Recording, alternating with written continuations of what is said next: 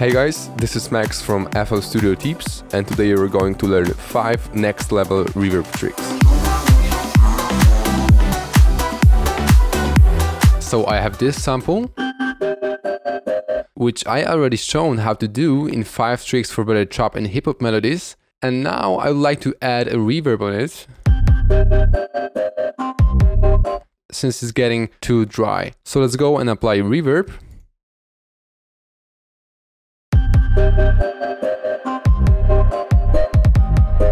But now everything feels like it's in the background, and also the 808 lost its power. So now what we are going to do is sidechain the 808 to the reverb. So let's go to 808 channel and apply Fruity Peak controller. Let's turn up the volume and tension a little, and then let's go to our wet fader of reverb and link it to controller, which will be peak of peak controller of 808. Let's set the mapping formula to inverted and hit accept.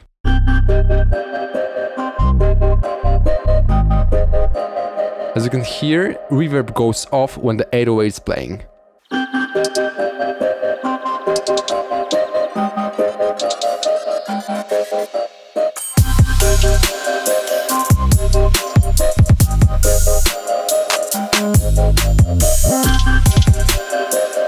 Okay, so I have this 808.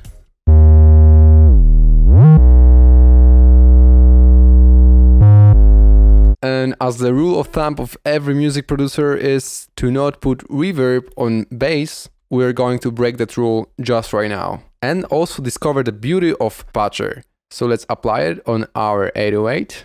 And now Patcher is really straightforward plugin. It just allows us to have unlimited amount of plugins inside of one slot, but with a couple of more fancy options. So what we are going to do is right click and add 3 times Maximus. So now it looks like this. We are having our input audio going through the Maximus and then going out to FL Studio. So we're going to link them all here, and now let's go to one of the Maximus channels and choose low and hit solo. Then let's go to the other, go to mid and solo it, and here let's go to high and solo it. Now here we're having our low end, mid frequencies and high end. Now let's go and apply some distortion plugin. I'll use Wave Shaper, put it here. Let's open Wave Shaper and make some crazy stuff in here. And now let's take the high end and run it through Wave Shaper. And now next to it, let's add Fruity Reverb. Take it all the way up to wet. Like this. And now let's link after the Wave Shaper to Fruity Reverb and then out to FL Studio.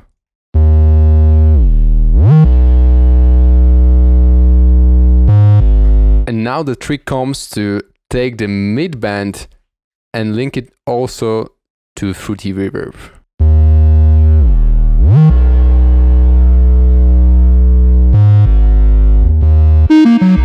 We are not destroying the main low frequencies of the 808, but making really nice ambient sound over the 808.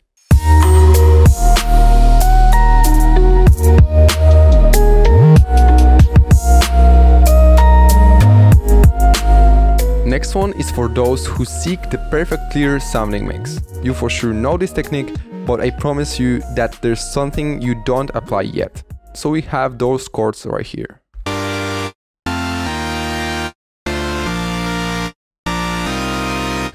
And let's say we'd like to apply reverb since they are super dry. So let's go and apply Fruity Reverb, increase the low cut and decay to about 3 seconds and increase the wet.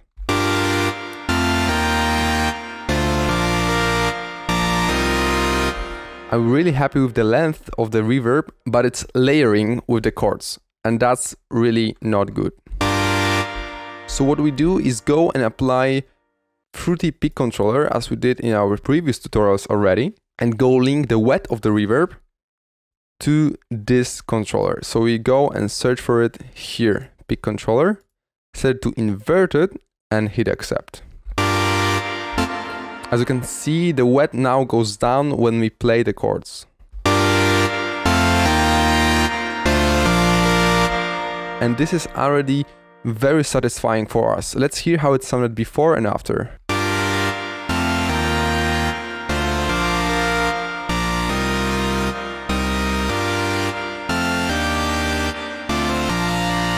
As you can hear, with the peak controller, it's getting way more clear. The chords are in your face, they don't decay somewhere in the space. So if we increase the bass, that means that we are decreasing the wet knob here.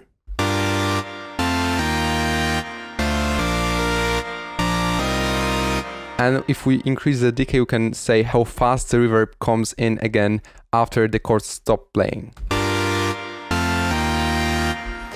And now I think that you could hear about this technique somewhere else already, because it's something that you should apply to most of your chords and instruments. Not only chords, but as well as lead sounds. And this is something that you don't do only with reverb. If you wanted to apply delay, for example, we would do the same thing. We would link the output to the peak controller, which is before the delay or the reverb in the mixing chain. Okay, but we don't want the delay here. And here I have also the volume automation of those chords, and here how it would sound without the peak controller and with it. If you want to do it, you then need to increase a little the tension and decrease the volume.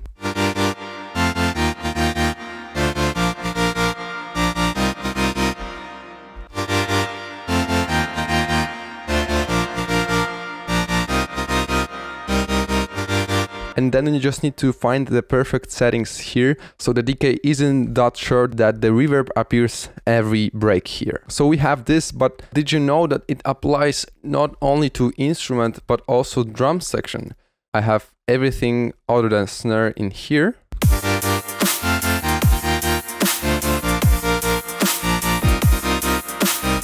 And I'd like to apply some reverb on the snare. I have it already applied here, so let's hear how it would sound with it. It's super messy, as you can hear. The better would be without it at all. But I really want the reverb to have really long tail. So what we do is also go and apply Fruity Peak controller before the reverb and link it to this exact controller. So we have mixer snare here and go at peak controller peak, mapping from what to inverted and accept.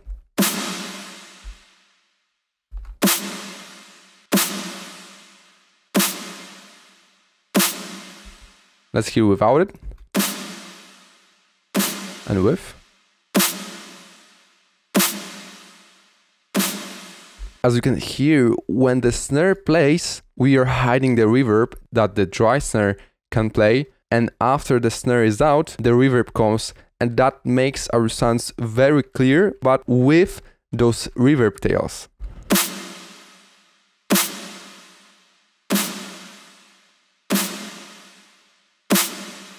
Let's hear how everything sounds together.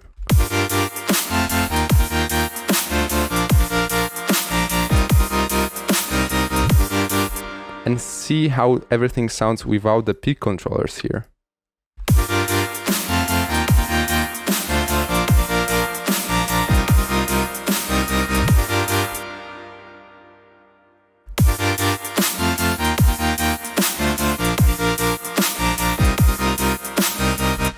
With no doubt, it's way more clear. It's nothing that you should take care of in the production stage, but it's something that you should do in the advanced stage of mixing. Maybe we will remember about it in the moment you think everything is done already. But believe me that if you do it to all elements that need sidechain reverb, your mix will be crystal clear. In matter of wetness of the sound at least. The same and similar techniques we learn in our full FL Studio start to finish course, which you can enroll in the description below. And we here apply this technique on vocals. And in my opinion, applying this on vocals means the most to your mix, since the vocals need to be very clear, but we always need this reverb. And in a nutshell, you should always apply sidechain reverb and delay to your vocals. And that's what I have here in the course template that we work on in the course, and you get it for free as well. Here we have our main vocal. Can't get you out of my mind. And we use peak controller here to adjust the width of the reverb. So when our vocalist is singing, the reverb hides down. Can't get you out of my mind, 'cause I don't let you out of my sight. Baby, I'm afraid of heights, 'cause you got me high, 'cause you got me high. You can enroll in this full course. We cover their topics from ultra beginner to intermediate, including sound design, mixing and mastering, arrangement, and of course, as you saw, vocal production. Almost 5 hours, 50 lessons, just as we were sitting side by side in the studio. You can enroll by clicking the link under the video box. I'm sure that most of you guys will love this one. So I have this growl which is pretty dry, as you can hear. And I've already applied the previous trick here with sidechaining the wet of the reverb to the signal. So we have something like this. 20 seconds, no lockout, full wet. And second reverb just for comparison. So we have this reverb turning on after the growl played. So now we want to add movement on the reverb after the growl plays. So there are a couple of ways to do it. We'll use a Fruity Pan-O-Matic to do it first. We need to change the volume about here, change the amount and speed to 100% and set it to volume and see what happens when we take down the speed in time. I'm sure that you've heard this effect already, but I don't really like the Fruity Pan-O-Matic to do it, but Fruity Peak Controller actually. We would like to add volume and we'll be playing with the speed here. But first of all, we need to add Fruity Balance and link the volume to this peak controller, which we have here. The second one, set to LFO and accept, and now you can see that it will be going crazy like here. We want to prevent this from happening, so that's why we need to mark the growl part, then go to Fruity Balance Mix knob and automate it like this, so it turns out after the growl played like this.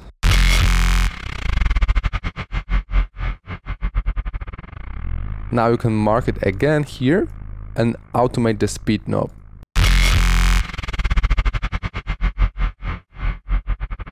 And now there's a pretty cool part here.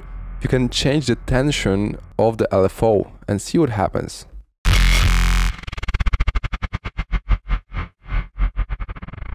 Amazing volume LFO trick that you can use to your ADM or dubstep tracks.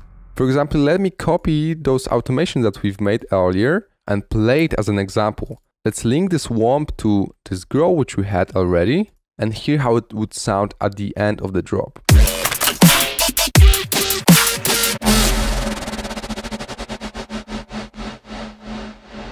And you probably already know that it will work even better on vocals.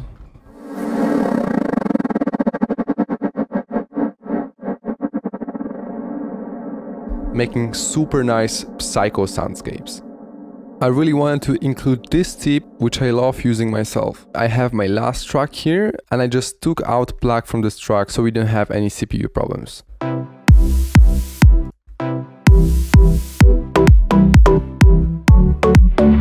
So I have Fruity Reverb here with 100% wet and standard easy processing.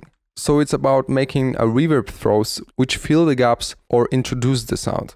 So let's mark our song here and automate the mix level of Fruity Reverb. We could also do it right here. So I'd like the reverb to turn on every second bar at the end of it. So let's do it like this here. And we actually can just copy it like this.